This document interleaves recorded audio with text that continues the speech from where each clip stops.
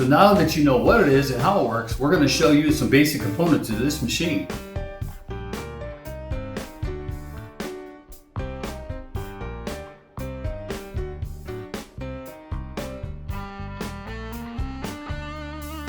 This is our filler. This is where we're going to put our green beans.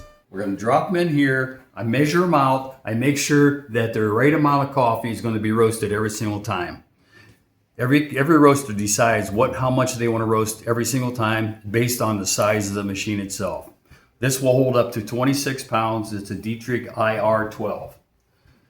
Next component. Once the beans are in,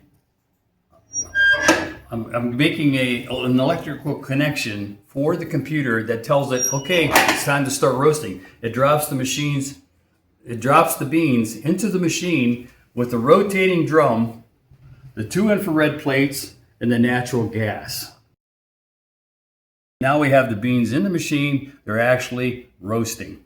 And then we're following that profile I told you about a little bit earlier. Now there's different ways and different things people do as a roaster. Popularity is that they pull out what they call the trowel. This is called a trowel. It actually does nothing except a little smell of the beans, taking a look at the beans, and I have actually used this twice since I've been roasting in 6 years. It is a good process if that's what you do, but I have followed the machine. I know it's doing the right thing every single time, because after all, it's a custom built machine from Diedrich, and I know they're fantastic. This is called a trowel. You can see the burnt. You can see how it gets hot in there, and this will hold the beans. If you want to take a little sniff, and if you want to look at the color of them, that's fine also. Another way to check it, as it's roasting, we have what they call a visual screen. And you can look in here and you can actually see the bean go from a green to a tan to a brown to a dark brown. You can actually see that right there. So there again, I can tell by just looking at it if I want to. You can look through this port and there's going to be 2 infrared plates that are super red hot. They are where I'm getting my heat from with the natural gas to make sure that the beans are being cooked correctly. So basically when it's all done, the computer will say, okay, you're all done, time to go. This comes up, all the beans drop into the cooling bin. You've seen many pictures of that. I like to post that. It looks cool, especially in slow motion.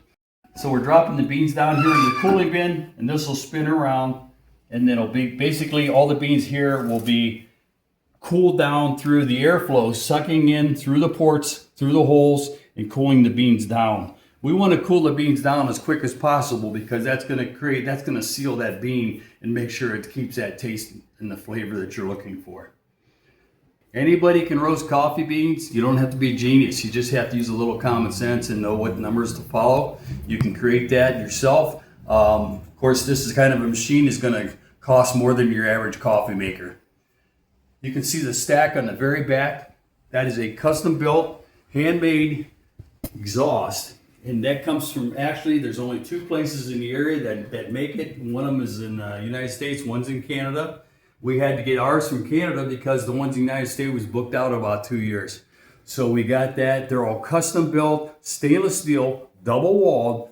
They're lined, and you can basically, when I'm at a full roast here and this is pushing out about 450 degrees, you can actually put your face on that and you're not going to even get burnt. It's it's not even warm. It's just a nice machine that carries the exhaust out. What that does is carry out the chaff and the hot air out into the atmosphere, which absolutely does no damage and it's very environmentally safe. Make sure you like us and subscribe to Coffee Roasters University. We'll give you a free tour and a cup of coffee to go with it to make sure that you find the exact coffee for your home and your business.